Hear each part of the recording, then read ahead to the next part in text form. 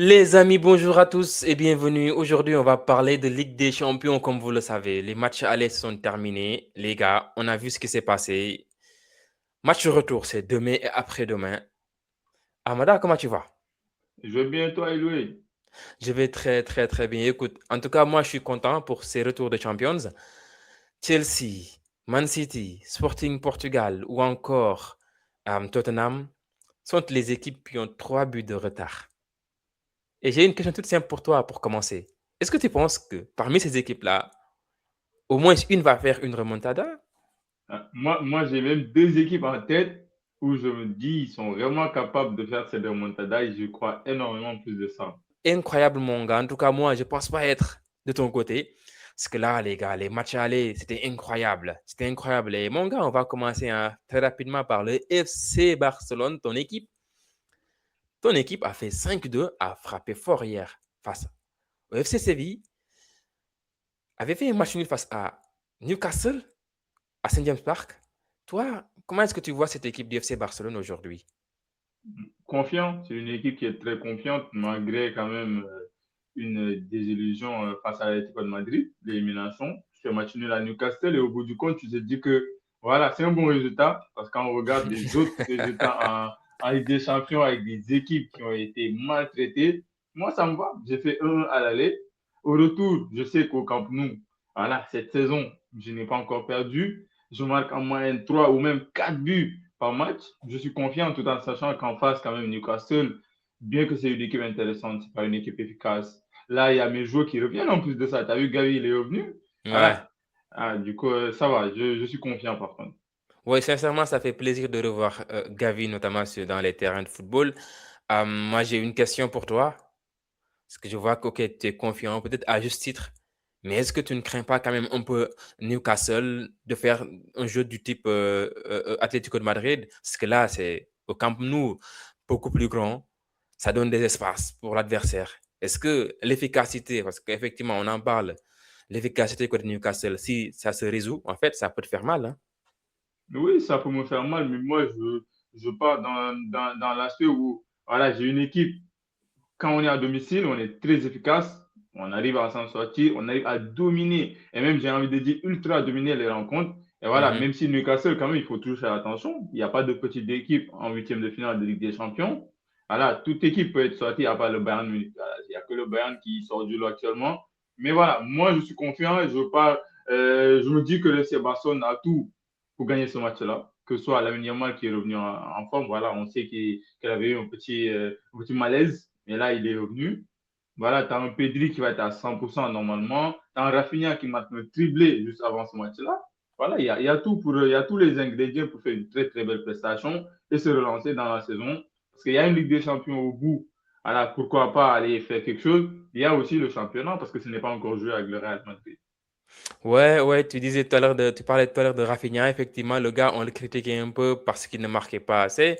Et là, il nous claque un triplé avant le match retour face à Newcastle.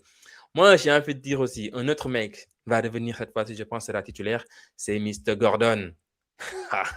En fait, Gordon, quand il est rentré face au FC Barcelone, on a vu quand même la différence de qualité. Parce que lui, quand il est numéro 9, mon gars, il parvient à faire notamment des choses que les autres ne font pas, notamment garder le ballon, provoquer, avoir des fautes intéressantes face à Manchester United, on l'a vu. Et on l'a vu aussi face à Chelsea, où c'est lui qui a marqué. Et contre l'FC Barcelone, il a fait des remises assez intéressantes qui ouvrent sur les côtés. Ça peut faire très très mal, en tout cas face au FC Barcelone. Il n'est pas malade, hein. En tout cas, on verra ce que ça va donner. Toi, euh, pour toi, qui sera le joueur clé côté FC Barcelone pour ce match-là? Lamine Yamal, bien évidemment, c'est le meilleur joueur côté catalan. Et je sais que s'il marche, le FC Barcelone a beaucoup plus de chances de s'en sortir. Tout en sachant quand même que même si Rafinha a fait un bon match ce week-end, en marquant deux pénaltys, en étant intéressant dans le jeu, Lamine Yamal, c'est le joueur le plus constant parmi nos attaquants. Et voilà, je miserai bien évidemment sur lui. Ok, en tout cas, c'est un petit qu'on aime très très bien parce qu'il nous régale sur le terrain. Il est incroyable dans ce qu'il fait, les dribbles et tout ça. Au match aller, il avait un sacré client. Et je pense que il va, je pense, faire mal aussi, hein. En tout cas, moi, je sens aussi qu'il va faire mal demain. Ou après-demain, autant pour moi. Bon, mon gars. C'est quoi ton pronostic pour ce match? Une victoire 4-1. Et toi, du coup? Pour ce match-là, moi, je vois que Newcastle va marquer minimum un but ou deux, à mon avis, deux buts. Je ne sais pas quel tarif va mettre le FC Barcelone, mais Newcastle va en mettre deux. Et donc, moi, je partirai sur une victoire du Barça, peut-être 3-2. 3-2, pour moi, c'est un score qui va être voilà, bien payé. Peut-être qu'on aura du 7-2 hein, ou 5-2, on ne sait jamais. On ne sait jamais avec ce FC Barcelone-là. S'ils Ouais, retrouvent ouais. l'efficacité, ça peut faire très, très, très mal. Et du Bon. coup, bon, on va pas quand même s'éterniser sur le FC Barcelone, on va passer sur notre affiche. On va rester en Espagne. Le Real Madrid, qui a surpris tout le monde avec un triplé de Federico Valverde. Un match énormissime, un match qui entre dans la légende. On n'attendait pas le Real Madrid, mais pas du tout. Amada, est-ce que toi, tu les attendais? J'ai même pas envie de parler d'eux. Voilà, j'ai pas envie de parler du Real Madrid, mais bon. Ouais, je les attendais pas. En plus, j'étais confiant parce que je me disais City pouvait gagner le Real de Madrid. Et tu le sais, je suis catalan, donc je me disais que le Real allait avoir du mal. Et quand je vois à la mi-temps 3-0, je voulais même plus regarder le match. C'était. Alors maintenant, quand même, si on parle football, et si on parle de la réalité des faits du match, tu as un Real de Madrid beaucoup plus entraînant. C'est-à-dire, tactiquement, Arbeloa, quand même, qui réussit son coup face à Guardiola, ce n'était pas gagné d'avance. C'est intéressant de voir que Valverde, par rapport à ce que voulait Arbeloa, ils ont réussi leur coup. Donc voilà, au bout du compte, tu as un Valverde qui se projette et qui marque 3 buts. Tu as un Real de Madrid voilà, qui met de l'intensité, qui met du rythme par rapport au dernier match et qui se transcende. Donc c'était intéressant. Face à une équipe de City, voilà, tu n'as même pas envie de parler de. C'est juste, tu as envie de dire qu'ils étaient nuls, qu'ils étaient à la rue. Comment tu joues une équipe du Real de Madrid qui, ces derniers temps, ne s'impose même pas à domicile en Liga? Tu te permets de faire une telle prestation tellement médiocre avec un Pep Guardiola comme à son habitude qui rate complètement son match face au Real de Madrid. Tu as l'impression de te répéter chaque année et c'est dommage. Voilà, c'est dommage. Je suis totalement d'accord avec toi. Franchement, Man City m'a déçu. Sincèrement, Man City m'a complètement déçu de par leurs prestations, de par tout ce qu'ils ont eu à faire, notamment, et déjà par la composition. Guardiola vient nous met, mais c'est pas quatre attaquants dans ce match-là, voire cinq. Je ne sais même pas qu'est-ce qu'il a voulu faire en réalité. C'est comme s'il jouait un match retour où il devait faire une remontada, alors que c'est un match à aller. Santiago Bernabéu, tu viens, tu mets en place un système de jeu qui n'a pas marché, qui n'a jamais marché en réalité. Tu viens, tu essaies d'imposer un football. Tu as vu que le Real Madrid était vraiment derrière, qu'il voulait jouer en contre. Ils ont réussi. Ils avaient réussi l'année dernière en 16e de finale, je pense, en barrage. Avec les 3-0 de Kylian Mbappé, on se rappelle très bien. Et même le match aller, ils avaient gagné à Etihad avec 3-2, je pense.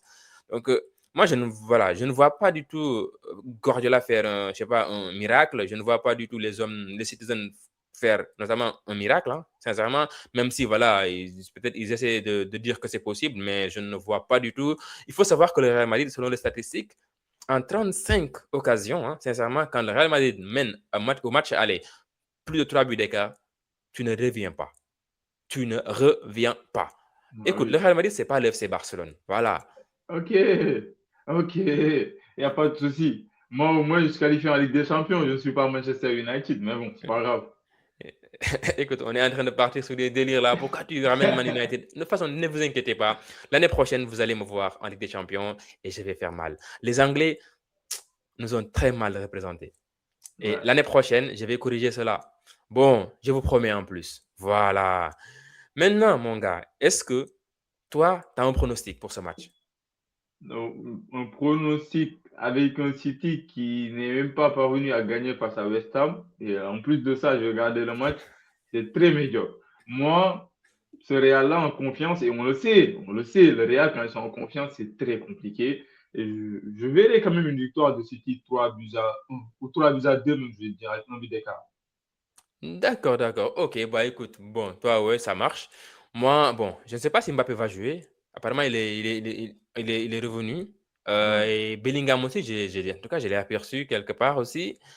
Bon, espérons que, moi personnellement, espérons que le retour de Mbappé va chambouler un peu les choses, même si je ne pense pas qu'il va jouer quand même comme titulaire. Je pense qu'il sera remplaçant quand tout va très bien se passer et tout ça. Mais bon, là, j'ai aucun espoir. Pour moi, ça sera un 2 partout. Un 2 partout pour ce match-là. Un match nul, ouais. Voilà, voilà, on va enchaîner sur notre affiche où l'écart était de 3 buts, bien sûr. Et là, on va parler, bien sûr, du club de la capitale française, bien sûr, Paris Saint-Germain. Alors, le Paris Saint-Germain a fait une sacrée performance au match aller, 3 buts d'écart face à Chelsea. Je dirais que vraiment, c'est presque plié pour le Paris Saint-Germain. Et là, à Stamford Bridge, je sais pas, Amada, qu'est-ce que t'en dis, qu'est-ce que t'en penses pour ce match-là? Le match aller, on l'a tous regardé, c'était sans doute le meilleur match des huitièmes de finale. Du rythme, des buts, du jeu, il y avait tout. Voilà, il y avait du talent quand même sur le terrain. Néanmoins, tu as une équipe de Chelsea entreprenante qui joue face au Paris Saint-Germain au Parc des Princes et qui a voulu à un moment donné, j'ai pas compris le pourquoi Rossignol, voilà, parler tactique avec Luis Enrique jusqu'au bout. Je pense quand même que c'était un match où tu te devais de partir avec ne serait-ce un match nul. Et au bout du compte, tu perds avec 3 buts d'écart, alors qu'à la 65e minute, il y avait 2 partout. Moi, quand même, voilà, il y a un match retour qui sera intéressant parce que je pense que quand même Chelsea, ils ont montré des choses face au FC Barcelone. Tu te dis, ah ok, ils sont capables de faire de telles prestations face à Aston Villa, même si Aston Villa, ce n'est pas la même équipe par rapport au début de saison. Mais quand même, néanmoins, il y a une victoire 4 buts à 1. Donc, moi, je reste optimiste sur un Chelsea qui peut faire une très, très belle prestation. Tandis quand même que tu as un Paris Saint-Germain qui se réveille petit à petit, mais qui n'est pas le PSG de l'année dernière, qui a du mal à enchaîner les performances, qui a du mal à répondre physiquement durant tout un match. Alors, moi, je mettrai cette victoire au crédit de Varachelia avec une entrée mais extraordinaire quand même. Donc, je me dis que attention au match retour et moi, je verrai quand même Chelsea, pourquoi pas, essayer de faire cette remontada. Ok, ok, ok. En tout cas, moi, personnellement, je pense que le Paris Saint-Germain, pour moi, s'est réveillé définitivement. Tant plus que cette équipe n'a pas joué ce week-end. C'est Ouais, la fraîche, franchement. Et je pense aussi que Chelsea, c'est pas forcément l'équipe qui avait battu le FC Barcelone, hein. Là, ouais. c'était l'équipe de Maresca, une équipe bandit, une équipe qui essaie de déjouer l'adversaire, qui met l'intensité, tout est bien coordonné pour massacrer l'adversaire. Alors que là, Rosenior veut mettre en place quelque chose, hein, quelque chose d'abouti avec un jeu qui part depuis le début, tu vois. Et là, franchement, j'essaie d'imaginer dans tous les sens, est-ce que c'est possible que Chelsea le fasse? Et là, on voit dans les statistiques, les 5 derniers matchs de Chelsea, écoute, c'est 3 défaites déjà. 3 défaites. Mhm. Les 2 victoires, c'était 4-1 face à Aston Villa. OK? Et 4-2 face à Wrexham, je ne sais plus, Ouais, en coupe. ouais, Et ouais, là, je pense que c'était même 4-2 au bout des prolongations. Donc, c'était deux ouais, partout c'est déjà. ça. Ouais. Donc, je ne vois pas comment Chelsea peut faire plus 3 face au Paris Saint-Germain et donc l'amener en prolongation. Encore moins, voilà, gagner par plus 4 pour se qualifier directement. Sincèrement, moi, personnellement, je ne vois pas ça. Je fais confiance au Paris Saint-Germain, à Luis Enrique, pour aller notamment faire un très gros match avec des joueurs, mais flèches, et une attaque en feu, des latéraux qui fonctionnent très bien. Joao Neves qui a fait un excellent match dernièrement. Écoute, moi je pense quand même que là, c'est vraiment Chelsea. Chelsea est dans la merde, que Paris Saint-Germain va se qualifier. Et moi, je partirais sur notamment une victoire de Chelsea de 3 buts à 2. Toi, tu vois quoi? Ouais, moi, je verrai une victoire de Chelsea et je vais me mouiller d'une manière 4 buts à 1 face au PSG. Je pense que même dans mes utopies de grandeur, voilà, ce serait très compliqué. Mais néanmoins, quand même, je vais rester optimiste pour Chelsea. Et tu as raison de préciser que Chelsea, quand même, ces derniers temps, c'est pas une équipe qui marque beaucoup. Hormis le match face à Aston Villa, c'est une équipe qui peine quand même. Et même face à cette équipe de Rex Sam, c'est ça, je pense. Quand même, il y a eu un carton rouge qui a joué en faveur de Chelsea quand même. Donc voilà, Chelsea a du mal. Face à Newcastle, tu ne marques pas et tu as à domicile. Tu ne fais pas le plein de confiance avant le PSG. Mais quand même, je reste optimiste pour cette équipe à domicile. Et on le sait, il y a eu tellement d'histoires qui se sont passées là-bas. Voilà, ça peut le faire, pourquoi pas. Ok, ok. En tout cas, c'est très clair. Pour toi, Chelsea va faire une remontada. Bon, on va enchaîner, hein. Il y a aussi une autre équipe qui a 3 buts de retard. C'est notamment cette équipe portugaise, Sporting Portugal. Ah, pardon, mais écoute, en fait, je suis toujours choqué. Moi, je pensais que, OK, Sporting Portugal a vu Manchester City aller échouer à Bordeaux, a vu l'Inter échouer là-bas. a vu même l'Atlético de Madrid se faire battre à domicile. Moi, pour moi, voilà, cette équipe est prévenue. Cette équipe sait que. En fait, cette équipe sait ce qu'il attend. Mais avec tout ça, cette équipe a réussi à perdre, mais à perdre par 3 buts d'écart.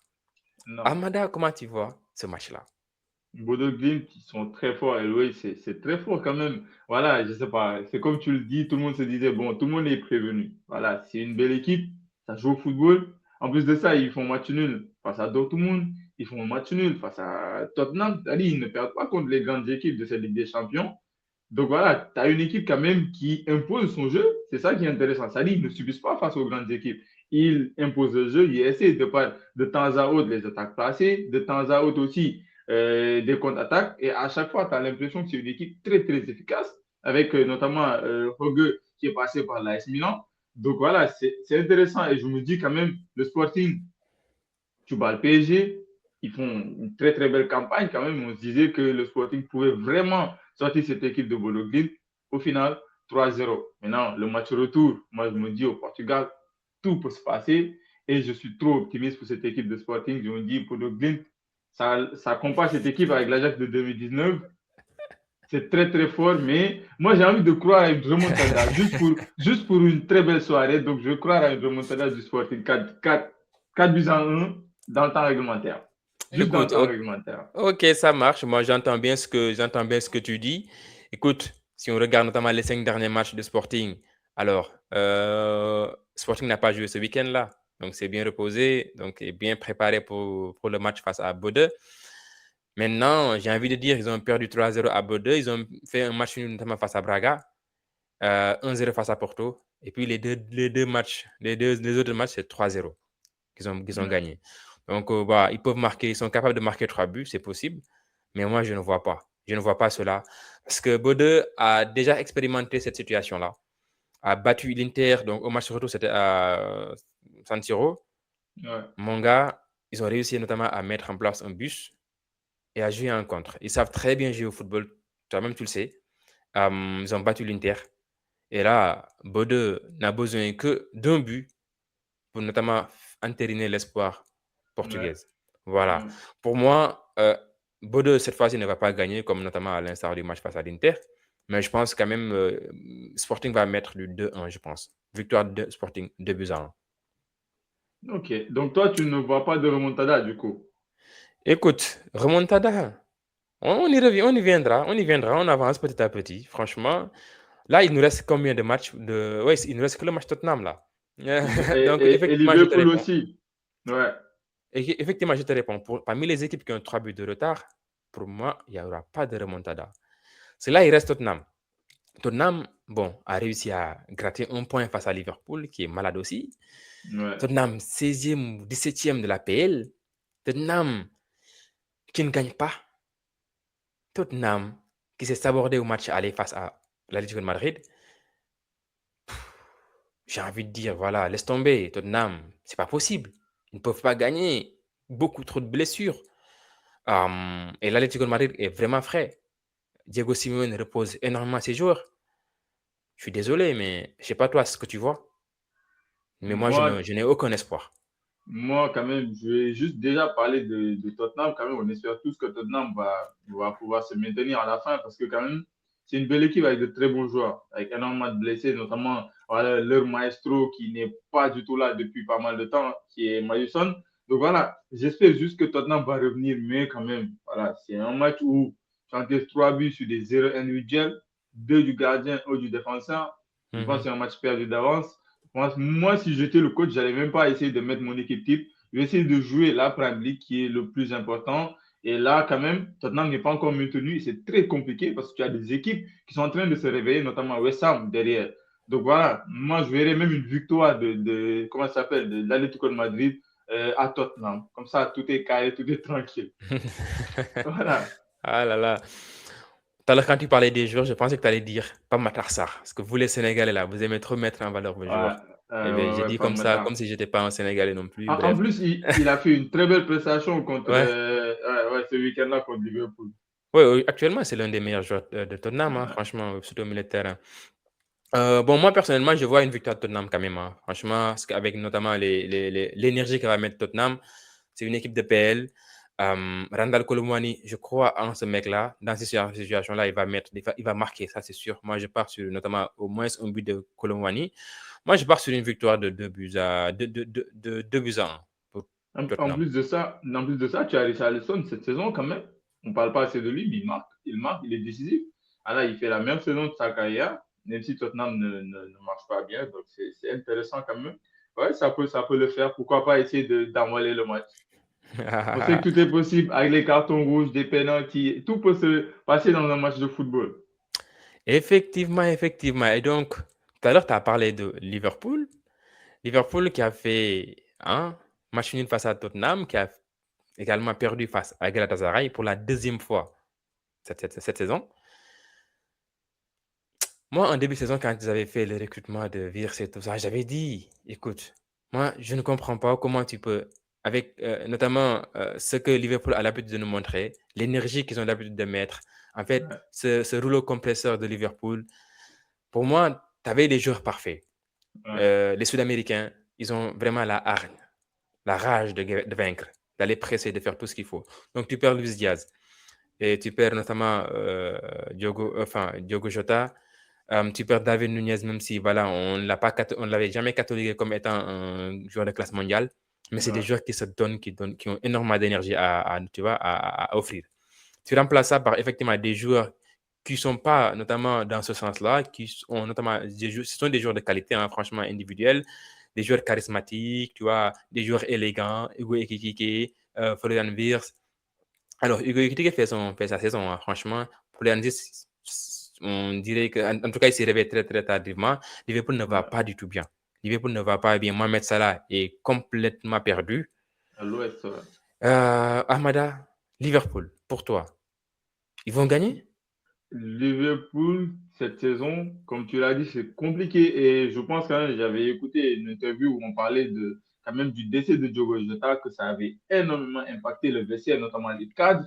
Quand tu vois avec ce qui se passe avec Konaté qui perd son père aussi récemment, je pense quand même qu'il y a énormément de joueurs qui ont perdu le fil pour mettre comment dire, pour mettre en exergue le collectif. Je pense quand même quand tu vois un Salah qui est complètement à l'ouest, même si depuis quand même la fin de la saison de l'année dernière, il n'y était plus.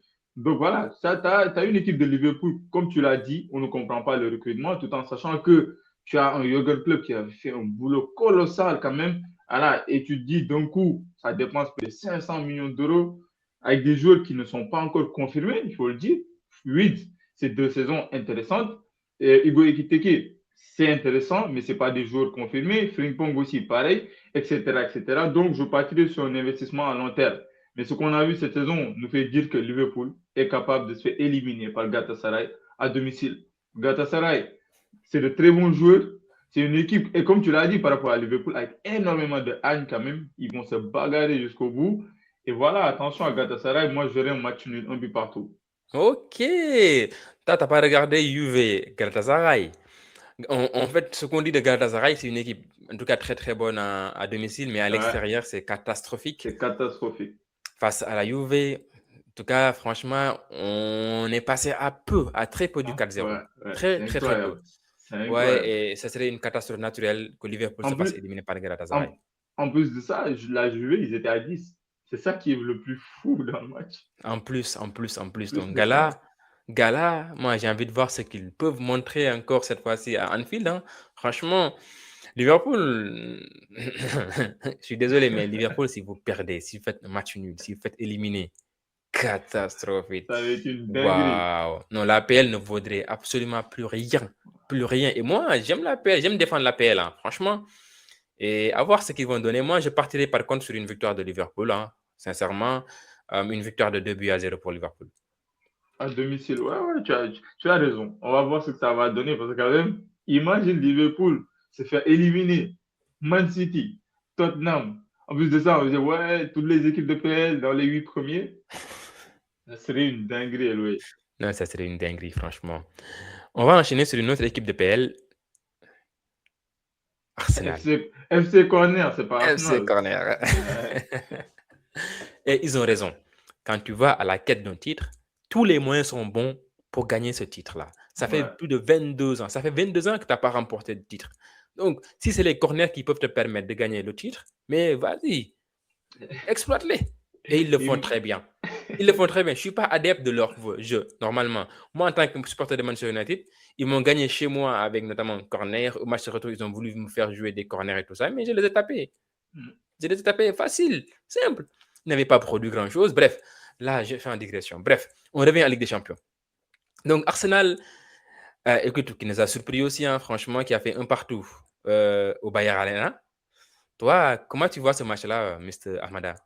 Déjà, le match aller, c'est un match intéressant de la part de Leverkusen, quand même. Voilà, le Bayer Leverkusen qui a été enterré très très tôt parce qu'on se souvient de cette débâcle face au PSG. Mais après, voilà, dans l'ensemble, quand même, c'était intéressant. C'est un match intéressant où tu dis Arsenal, c'est une équipe, quand même, Arteta, tu as l'impression, il devient de plus en plus mûr, mature.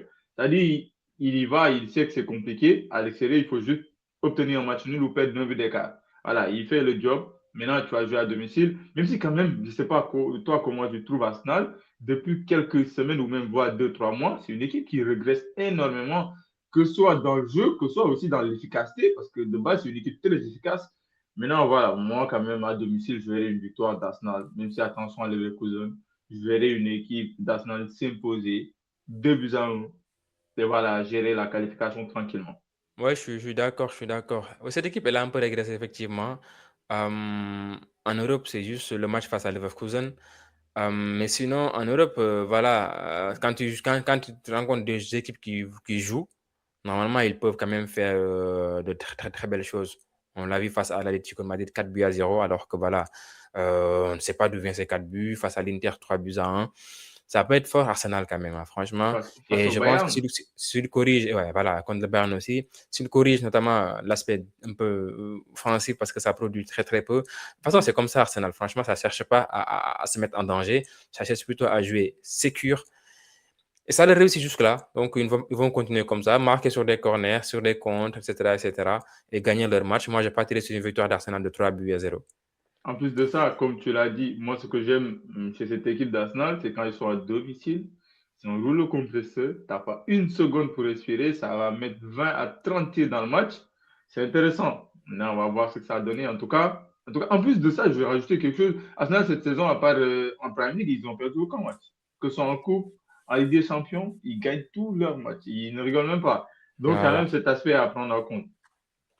Mais c'est bien ça, c'est bien ça. On verra ce que ça va donner pour le match d'Arsenal. On va terminer par le match du Bayern. On ne va pas quand même s'éterniser là-dessus. Le Bayern qui n'a plus de gardien, qui avait fait 6-1. Dis-moi ce que tu en penses et donne-moi ton pronostic, Mr. Mar. Mais déjà, qui sera le gardien? Parce que là, même le U19, il est blessé. Je ne sais pas. Qu'est-ce qu'ils vont faire du coup? C'est une Ah bah question ouais, à se poser là. ouais, ils ont un gardien qui n'est pas encore pro. Je pense que c'est à 16 ans. Peut-être que c'est C'est- celui-là qui va être, c'est- qui va être aligné. On verra ce que ça va donner, franchement. En tout cas, je pense que c'est les c'est- marabouts madrilènes là, qui ont fait ce ouais, tour-là. Franchement, c'est c'était. j'ai jamais vu ça. J'ai jamais vu ça. Aucun gardien disponible pour un match. Mais voilà, en tout cas, quand même, je verrai une victoire de l'Atlanta 5 buts à 0 et l'Atlanta se qualifiera. C'est mon pronostic et je me mouille. Je suis là-dessus. Ah là là. Ok, ok, ok. Ben écoute, peut-être que ce sera Harry Kane dans les cages, hein. On ne sait Ouais. jamais, hein. Donc les 5-0 dont tu parles. Bon, c'est parti. Moi, je vois une victoire du Bayern 2 buts à 0. Voilà. Donc T'as les oublié, amis, t'as ouais, oublié que ouais. le Bayern est à domicile. Juste deux Ouais, mais villes. non, mais ils ont déjà mis 6-1, donc ils vont pas quand même remettre encore de l'énergie. Tu as vu, même le français là, il s'appelle comment le mec? Olysée. Olysée, voilà, il avait pris exprès un carton jaune, tu vois, pour Ouais, ouais, c'est notamment, vrai.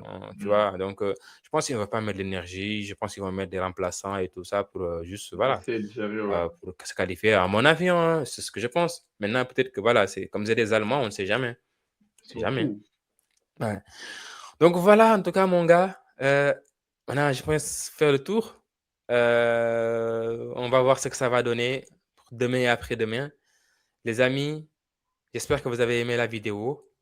N'hésitez pas à nous dire vos avis dans les commentaires, vos pronostics surtout aussi. Et on se retrouve après les matchs pour débriefer tout ça. Ciao. Ciao.